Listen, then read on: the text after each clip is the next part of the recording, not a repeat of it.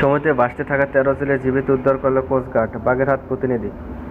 মাছ ধরা ট্রলারের ইঞ্জিনে বিকল হয় ৪ দিন ধরে গভীর সমুদ্রে ভাসতে থাকা এমভি মা বাবা দোয়া ১৩ জেলেকে উদ্ধার করেছে কোস্টগার্ড। সুন্দরবনের দুলবাচরে আলোরখোল থেকে আনুমানিক ১০ নটিক্যাল মাইল দূর গভীর সমুদ্র ট্রলারে ভাসমান জেলেদের জীবিত উদ্ধার করে সক্ষম হয়েছে কোস্টগার্ড অভিযান দল। বৃহস্পতিবার ৬ মার্চ সকাল কোস্টগার্ড সদর দপ্তর মিডিয়া কর্মকর্তা লেফটেন্যান্ট কমান্ডার মোহাম্মদ সিয়াম উল হক এক প্রেস বিজ্ঞপ্তিতে সাংবাদিকদের তথ্য জানান।